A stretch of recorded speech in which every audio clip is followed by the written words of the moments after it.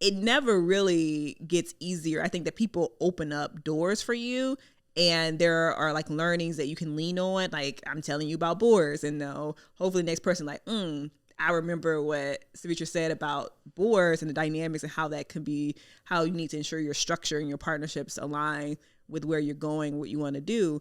And so hopefully people absorb that, but I don't think it ever gets easier necessarily on how to run a company.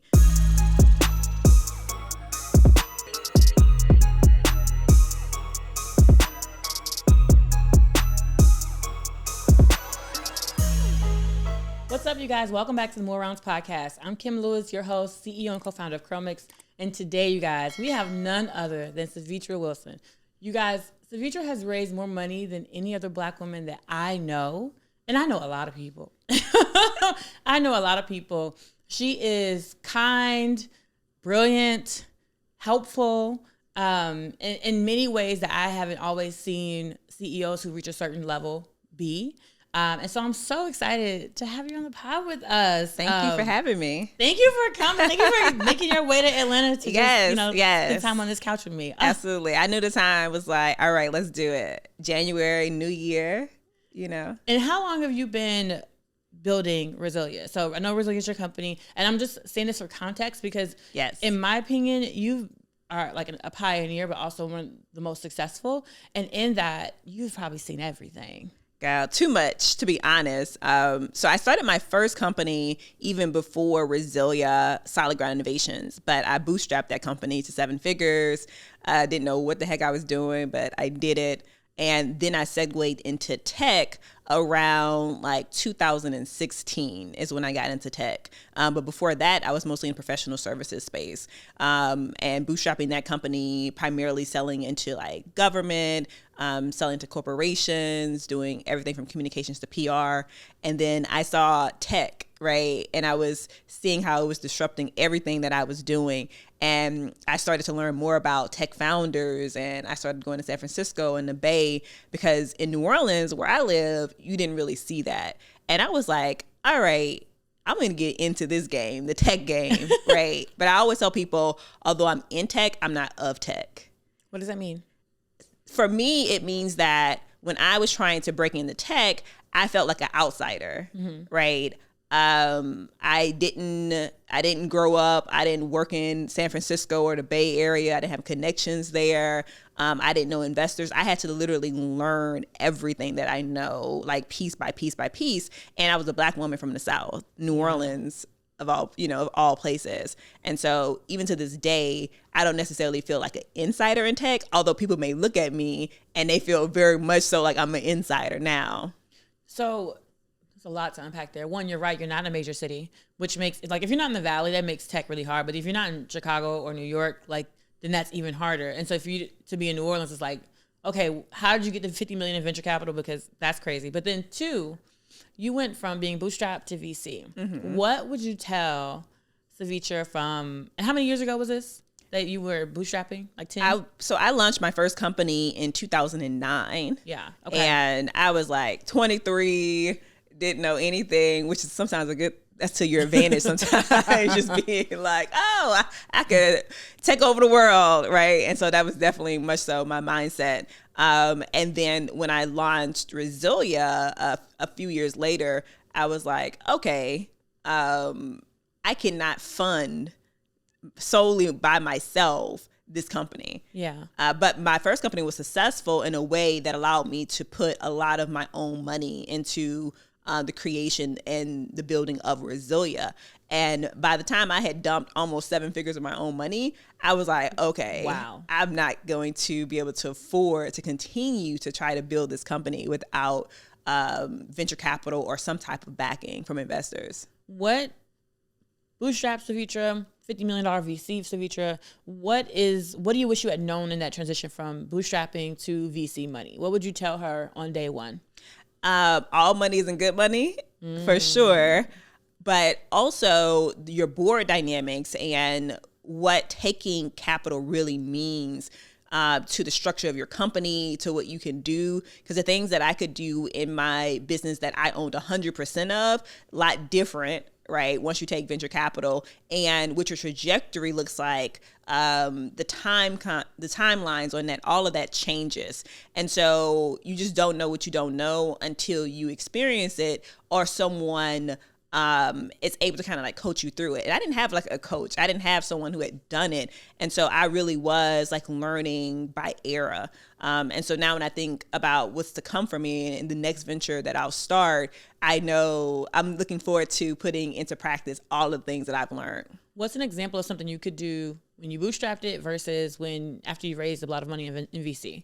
A board, right? I didn't have a board at all when I was bootstrapping. Okay. And I could make decisions without having to go to someone else for approval, to get, quorum, all of these things. Like when I did my investor agreement for Resilia, when I was raising my Series A and Series B, inside of those investor agreements, you are agreeing to certain things, right? How much that you can sign off if you wanted to spend over $1 million.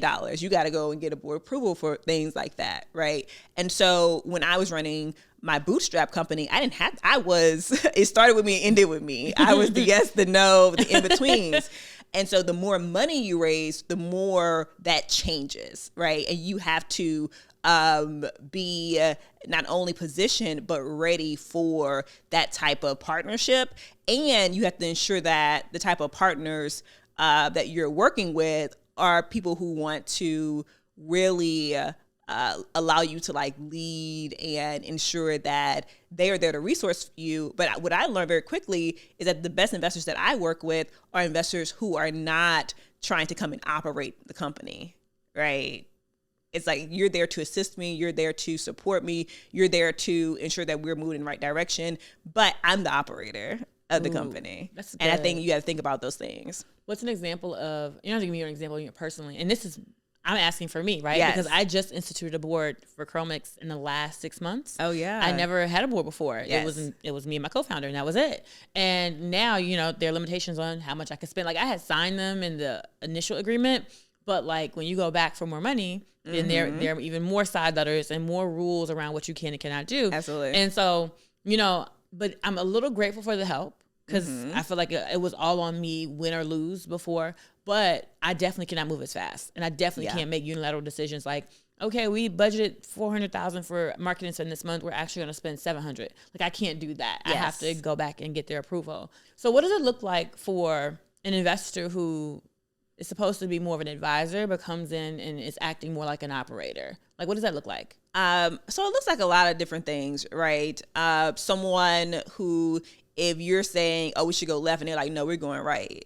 Right. And they try to use the dominance of their investment position to steer the company and will it in the direction they want to move in. Now, what happens is, once you raise a certain amount of money, say private equity, right? PE money. Now, if you raise PE money, you basically saying you here. This kind of your company now, right? Right. Mm-hmm. And so I think founders, oftentimes they get in that position and they're like, oh, wait, but you have to understand what the expectation is with certain levels of capital that you raise, right? So you start raising from private equity, you must certainly understand that PE, they essentially, is what they do. They take over companies, right?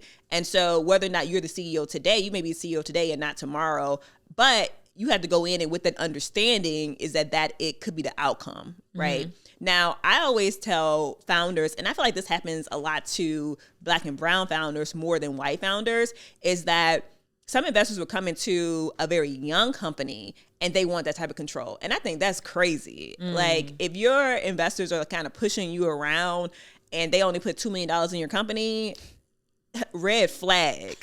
Red flag. I'm going to need for you to go over there and sit down and let me run this company, right? Because we know what we need to do to get it to the next level, and we need your assistance and your help and your partnership, but not for you to be an operator and kind of try to come in and bounce in and out of the company when you want to. And I definitely see founders who investors are like calling them weekly, want to, they just whenever they want to, right? Almost as if your calendar is theirs. And so I'm always telling founders, be very mindful of how much power and control you give investors, because they're going to take as much leeway as they can with your company if you don't put down your foot at some point. So your best investors, and I'm asking this because I'm hearing you in my mind like, dang, I definitely just got a call. My investors can call me and we can like talk, but don't call me about something I need to prepare for. I'm like, hey, no, don't do that. I'm going to send you the voicemail. So you talked about young companies, a couple things I wanted to pull out. Young companies, what would you consider a young company?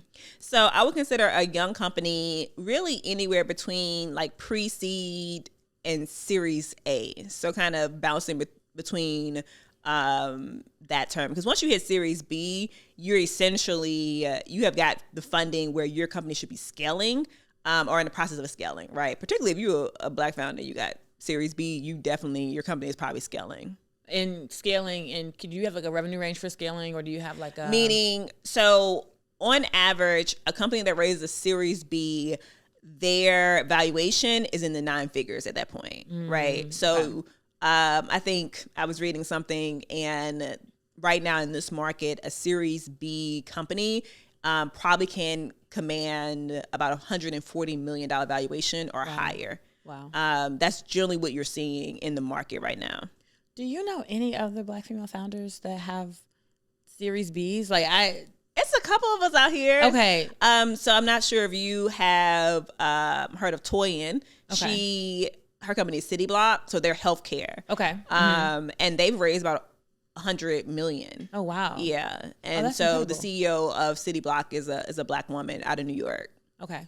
Thank you. If you've seen any of the content we produced or Chromix online and thought, man, I want to invest in that company, now's your chance. Go to chromix.com/invest and you can become an investor today. Now back to the episode. I was having a conversation with a friend who wanted to start a fund, and he was telling me, well, if someone wrote you $2 million check, they should be able to ask for this, and they should be able to do this and this and that. And I was like, $2 million is not a lot of money. No. And they were like, yes, it is. I was like, okay. I was like, no. And when people when you argue about that, you're like, I just need to. In the year 2024, $2 million? What? I could blink and it's gone. That was my payroll. Yeah. I mean, literally, in our Series A going to Series B, like we were running a payroll that was essentially like $1 million a month.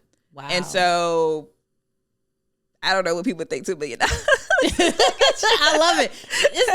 It's the laugh for me. Yeah, I want to be laughing at that. But also, when I first was raising, I did think $2 million was a lot of money, right? Because when you have nothing, $2 million is a lot of money, and it can get you to the next level. So, it's kind of like one of those things. I know you had Ryan on. He was like, $20 million ain't a lot of money. $20 million. He said $20 million ain't a lot of money. But and he meant in real estate, in real estate in over like the course of 10 years. Oh, then that would but be even in like venture, right? Yeah. So like in venture, once you have reached a certain level, $20 million can go really fast. And so I think that everything is based on perspective and like where you are and what you're putting that money to use and where, right? And so, I know a company that they're in hardware, which is really hard. And they have raised over $2 million and their product isn't in market yet. And I'm like, we got to get this product in market. Like it's going to be hard for you to raise more money without doing so. So there's a couple of things I want to touch on, but the biggest one is I've raised what I would consider small checks, So anywhere from $100,000, $500,000, and then I've done like some institutional money for $1 million, up to $2 million per actual institution. Yes. And they've come together to do like $3 to $5 million or whatever on the actual round. But you've kind of gone beyond that, right? You've gone to the Series B level where there's checks of $10 and $20 million. And what I have found is there's usually an event, a catalyst or something that they're like moving towards, like, hey, if we don't get the money by this date, we can't fulfill this kind of deal. Did you have a moment like that where you were like raising the $20 million and you're like, oh, it's to fill this size deal? What did that look like? I'm just so curious. Yeah. So we didn't have a moment like that, but I understand why like a curl mix would, right? Because you're like, we just got into Ulta, we just got into these big box tenants, and you're trying to fulfill those orders. For us, we had just consistent growth, right? And so when we think about our company was software as a service. So software companies, for us, it's about ARR. So the money that we need to infuse in the company to continuously grow at X percentage year over year, right? And so although we would get big customers in, we generally could fulfill those things. But how do we continue to grow our team, our customer success team? How do we continue to grow our sales team and the engine we need to continue to multiply those numbers, right, year over year, and then to be able to serve those customers? And so, there was never like just one customer that dominated our revenue, which in our space, we don't want that either. So we never want one customer to like just dominate a huge portion of our revenue, because if they leave, then it's hard to kind of fill that space. You need so many people to fill that space. So we never had like one super dominant customer. Although like Goldman Sachs was like a huge customer for us. It was never like they never tilted the entire company towards that contract. So we talked about some of the things that the VCs that we don't love and what they might do, the obsessive compulsive calling and things like that. But for the ones that were amazing, the ones that were like, they did this for me and I could like, it really just like, can you tell me that story? You can even name somebody if you want to just say how like incredible they are, but feel free. So I mean, we had investors. I would say like my best investors were those who I could call at any moment. And those investors who understood what we needed to do to get to the next level. They made introductions for us. They helped like get into like the nitty gritty of whether that was like our marketing or our funnel to figure out what was working, what wasn't working. They understood from a founder side, and that's why I think I get along better with investors who were former founders. And it's a huge difference, right? For someone who has been an operator, which is kind of funny because the people who used to be operators don't want to operate your company. The people who never really operate a company, those are the ones that want to get in and try to operate and run your company. I'm like, you never even ran a company successfully before, and yet you want to operate a company. And so I have found that my best investors were former founders, whether they had exited the company or not. They understand strategically how we needed to move and navigate. And they also understood what it meant for me as a founder to run a company and all of the ins and outs and the roller coaster of a ride that it really was, right? They weren't on the board calls trying to get you caught up in gotcha moments, or they weren't on the calls just talking for the sake of talking. Like, that's my pet peeve, right? It's just talking for the sake of talking, right? Whether the meeting needs to be an hour, 4 hours, everything that they said in those meetings was going to bring value. And they were never just rambling and talking for the sake of just being there, right? Because they got to get something out, Like, that don't even make sense. Do you know what we do? So those have been some of my best investors. And, we've had dozens of investors on our cap table. And when I first started raising, we had checks as small as $10,000. And then as our rounds got larger, we began to put like minimums, right? So you had to meet that minimum threshold to be able to invest in the company, and then upwards. But, I always had a good relationship with even my smallest investors, no matter where we were or what stage we were. Oh, that's so good. I like have my question and then you add more and I'm like, okay, now I have a different question. Yes. No, this is really, really good. So you talked about, Sorry. You talked about in the beginning being bootstrapped and then moving to VC. And you talked about how to recognize a good investor versus a difficult one.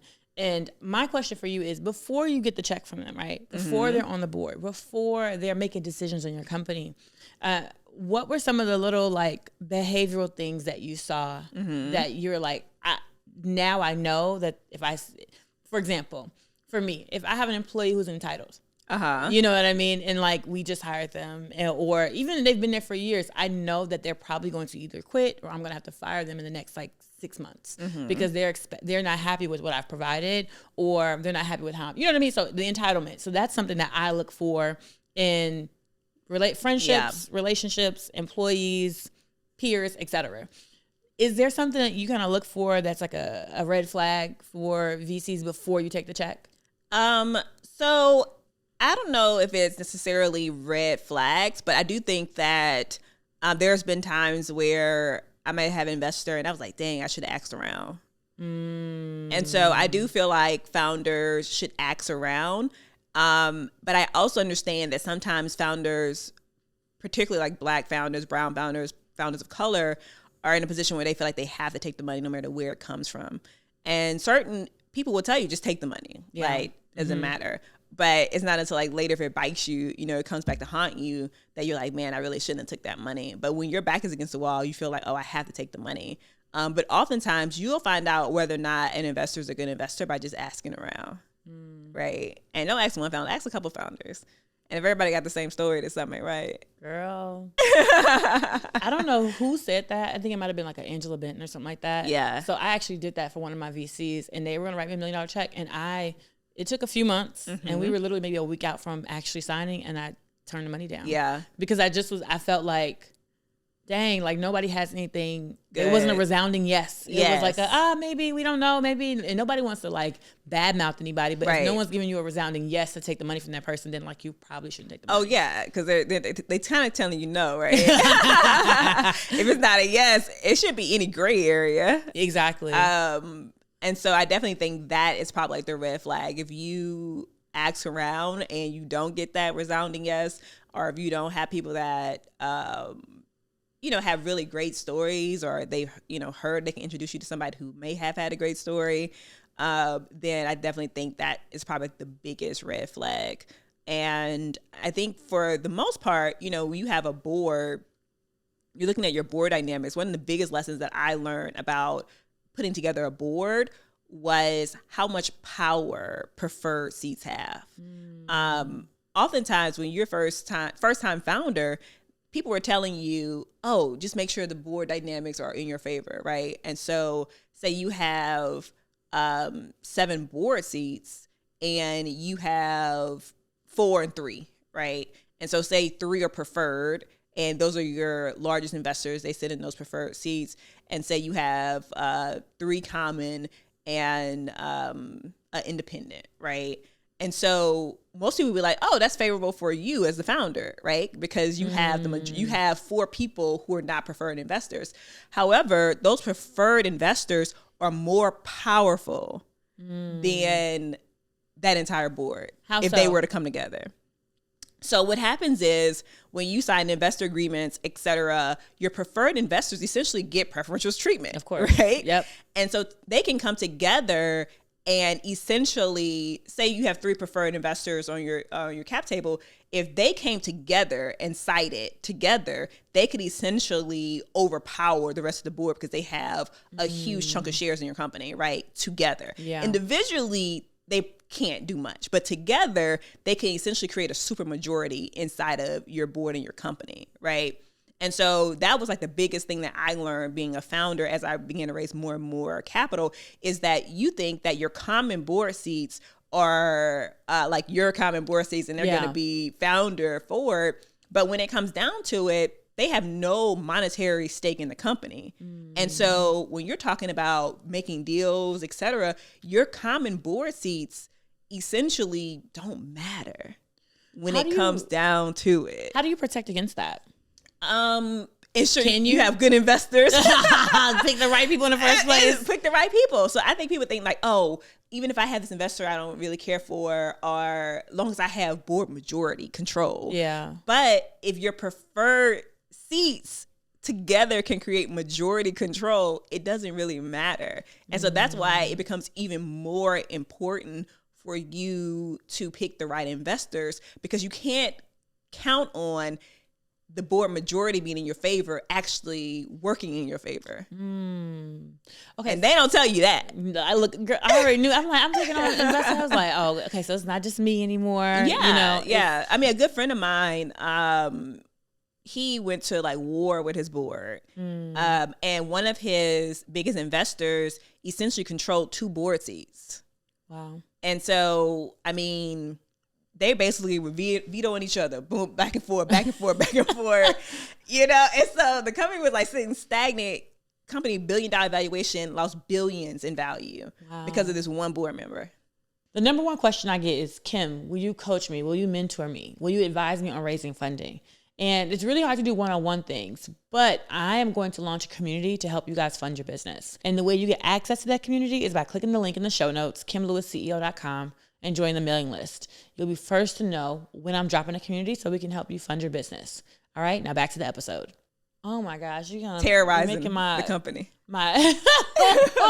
You're making sorry, I'm like, as you're talking, I'm trying to think about what I signed. It was like, what did it say? I was like, what did it say prefer has this? And we just went over what is a quorum because my board only has 3 people. Yes. So, yes. you know. That's a good management board. Yeah. And I'm like, okay. But the only reason we even have a board that has 3 people is because I crowdfunded. Yes. So when you crowdfund, it comes with some challenges, right? Like definitely, you know, check out the valuation of the crowdfund you're doing. Definitely, you know, you got to go through an audit and file with the SEC and all these different things. I was like, but at the end of the day, you do have a bit more power, but you're probably going to grow slower. Yeah. Like you're not going to be able to grow as fast because it just takes so long to get all those things. Any advice for someone building a board going back? So, you know, I know you ended up with probably like around 7 people, right? Or yes, which is too big. Okay. I tried to get down to like a 5-person board, but the dynamics of the market were just crazy. Yeah. And so who wants to give up a board seat to just be like, I'm just going to give it up? Exactly. No one wants to give a board seat. Then you have the conditions of the investment, right? And so particularly over the past like year, the market shifted. Yeah. And so it shifted not in favor of founders, and it favored investors. And so investors started being able to like request things that they weren't able to request in 2021 when everybody was like, it was raining money. Exactly. And so last year. And can you give an example? I have an example, but I want to know what you think it is an example for things that they weren't able to request before. So even valuations changed, right? So valuations went down, the board seats, right? So people were like putting in millions of dollars and not even sitting on the board. I mean, it was like that type of money because this investor would give you $30 million and not even ask for a board seat. Yeah. I mean, it was a different world in 2020, 2021. And as you've seen, the market has cooled off. I mean, last year was the lowest amount of money deployed, right, overall in like 5-6 years. And so because of that, and because the founders need to raise, they started having to like give up things, right? And so a lot of that has to do with board control and investor rights being just more than what they would have, having just more control in general. Yeah, you know, I have I signed something that had a minimum return on multiple, and I had never really even discussed those before. Now, granted, it was low, and apparently I was told that it was a friendly term sheet, so I was like, okay, happy that it's friendly. But dang, I didn't know it was a minimum return. And what I have learned about those is that, let's say for example, Chrome excels at value or something, first they get their multiple, and then whatever is left, everybody else is sharing. And I was like, oh, that's a lesson. Okay, well, I got to make sure that value is above whatever they invested, or you know, something significant. So I know you just shared with me that you recently, in the last year or so, stepped down from CEO of Resilia, correct? Can you tell us how to know when it's time to like, because you've been doing this for a decade. And so it's totally reasonable to be like, hey, I'm ready to move on to something else. Totally reasonable. Because some people sell their companies within 2 to 3 years. How do you know it's the right time? So I do think, again, like going back to the idea of raising capital, right? So the more and more capital you raise, the more control you give up your company. So you already know you're going towards a certain trajectory. And I knew that even before I stepped down as CEO, I already had like a clock in my head that had already begun to tick. And I knew eventually it would be time for me to like move on and go do something else. And I felt that the goal of a CEO and a founder is like your number one goal is to ensure that the company has the resources and the money that it needs to survive and to continue to grow. With our Series B, I felt like I did that, right? And the company moves towards profitability, et cetera. So how you put the company on path for that. I also knew that Resilia wasn't going to be my last thing.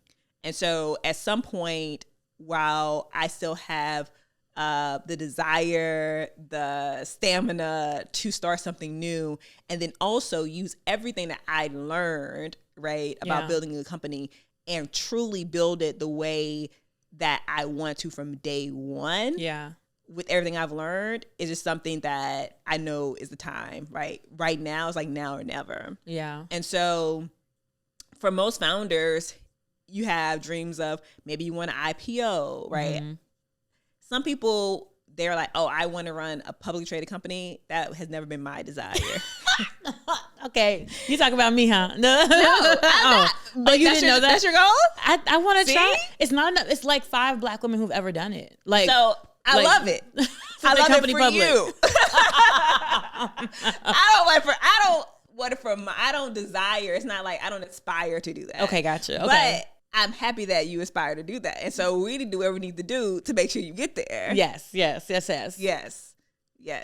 And so my friend, I'm in Henry Crown Fellowship Aspen Institute, and one of my fellow classmates, she was the founder and CEO of House Party. She sold it. And her dream was to run a publicly traded company, and now she is the CEO of Weight Watchers. And so that was her dream, and she accomplished it, right? And she's doing that. And so I'm all for people who want to do it. That was never been a goal of mine. Yeah. Yeah. What sector? And I asked this because, I've been in product. Tech looks sexy, but then I also know that there's venture and there's raising. And it's like, so if you don't really want to do that, then tech may not be the thing. Right. And then there's like finance, and I'm like, at the end of the day, everybody needs financing. And, so what have you decided what sector it's going to be in, and why'd you pick that industry? So we're staying in technology. Okay. I'm going to go a little bit back to my roots, which is like government. Okay. And I think about like the future of government and where we're going. And so we're going to play in like the future democracy space. And so when you think about that, that is like transportation, how we move around cities, and mobility. It's how we create a sustainable way of life. It's tackling AI and how that's going to disrupt workforce development. And so over the coming months, I'll talk more about it as we reveal it to the public.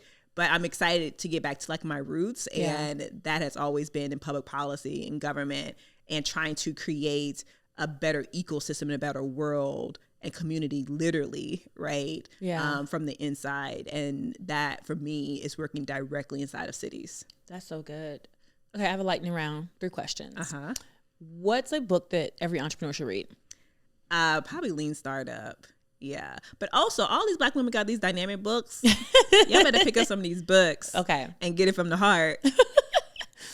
What is a myth you used to believe about entrepreneurship that you no longer believe, and you can't say that it was easy?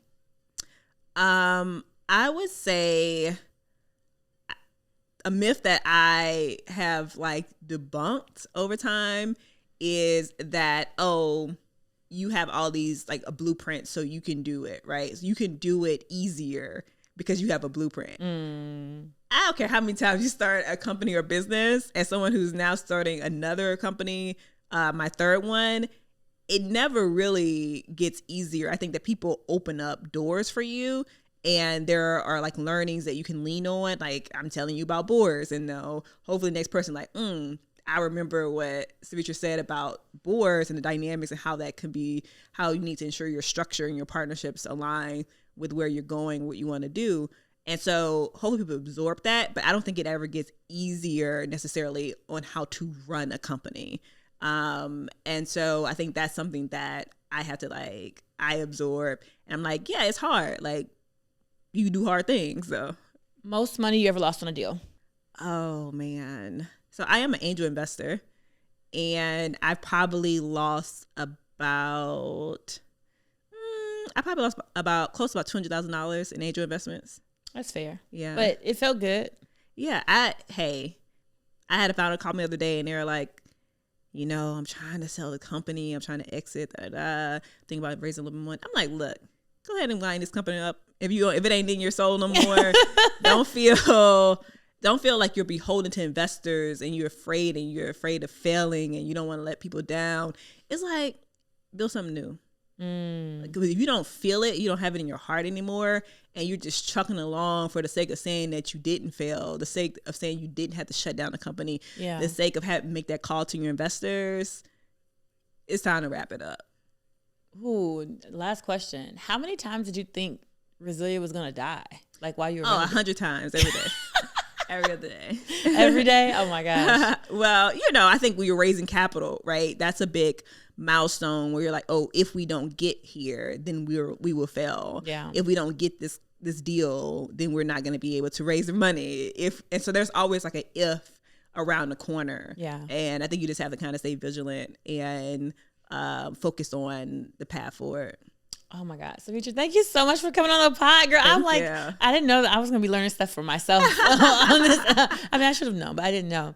Is there any, make sure you guys are following Sevetri Wilson on all the socials. Is there anything you want to leave us with? Something that I was actually talking to Jewel with this morning, and she's like, you need to make sure you say this. And I was going to make an introduction to her of another Black woman, and she does angel investing, and she should do more. Mm-hmm. And so really just kind of speaking to Black women out there, Black men, founders of color, people who have some liquidity where they could be angel investing. Like, you need to get in the game. Like, you're sitting on a good amount of liquidity, you're not really putting it to work, or you're putting it into very safe bets. In order for us to be successful, in order for us to like really make it to the next level, we do need angel investing. And so if I were to leave us with a call to action, it would be, if you're watching this, if you're listening to this, to get in the game, angel invest. And you're going to lose some money, but the wins will come. In angel investing, so I know there's like, you could do $500 on crowdfunding, but I have angels who have given me $10,000, $15,000. Right. How much money would you say you probably should have in excess to be angel investing? So, I mean, you can invest to the point with a little money, with a lot of money. But if you were going to spend $10,000 or $5,000 on, a trip, or, there were times where I was like, oh, I could go on this trip somewhere. And I'm like, or I could take this money and put it into something else, right? I can make an investment into something.